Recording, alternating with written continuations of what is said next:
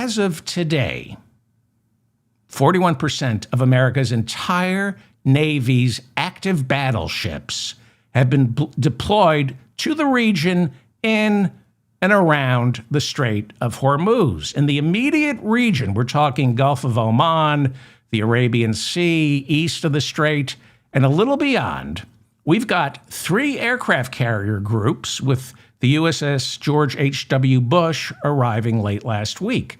We also have 10 guided missile destroyers, 2 marine amphibious assault ships. I'm getting hard. Are you? This makes me feel so strong and powerful and safe. And then, of course, there are supporting submarines, our combat ships, and logistics vessels. We have 41% of our entire Navy's active duty fleet patrolling in and around the Persian Gulf. It's why Pete Hegseth proudly declared that the United States blockade is a tremendous success that highlights our nation's ability to project power throughout the world. Like a Roman emperor, Pete Hegseth proclaimed, "No one sails from the Strait of Hormuz to anywhere in the world without the permission of the United States Navy." Wow, that sounds good. Just one little problem with that, Mr. Defense Secretary. Mr. War Secretary.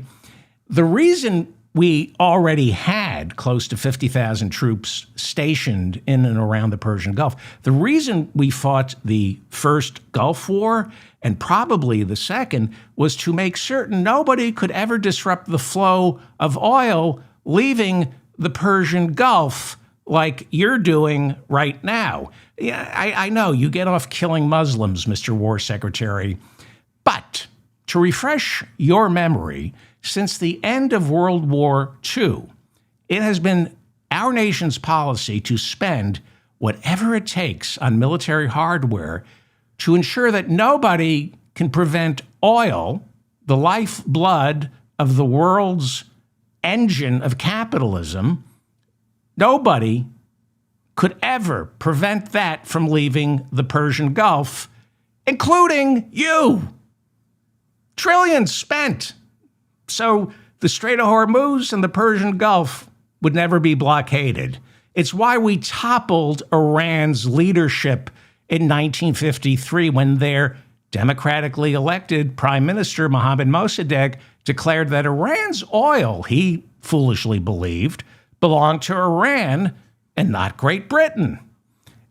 And what did he do? He nationalized Iran's oil. He thought, I don't know where he got this idea from, he thought Iran's oil belonged to Iran the same way Maduro and Chavez thought Venezuela's oil belonged to Venezuela.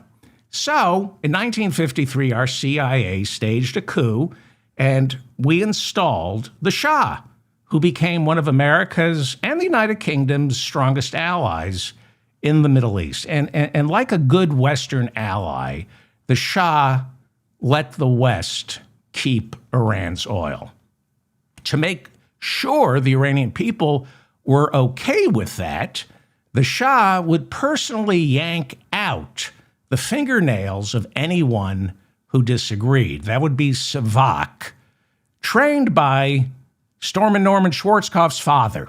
Remember Norman? Some of you baby boomers might remember Norman Schwarzkopf, who led the first Gulf War. His dad trained SAVAK to yank out the fingernails of anybody in Iran who thought their oil belonged to them. He taught them how to attach battery cables to testicles to any Iranian who thought the oil underneath their ground belongs to them. And for some reason, in 1979, they overthrew the Shah and hate the United States. Now, look, this is the Persian Gulf, and there's a lot of oil there, lots and lots of oil. And to protect that oil, to make sure Iraq doesn't, for example, invade Kuwait or Saudi Arabia, and then end up holding the world's oil supply hostage, the United States of America, over the past year,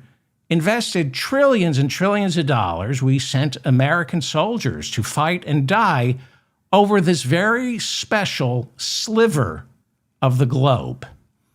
And now, all of a sudden, we're using that very same military to keep the flow of oil from leaving the Persian Gulf.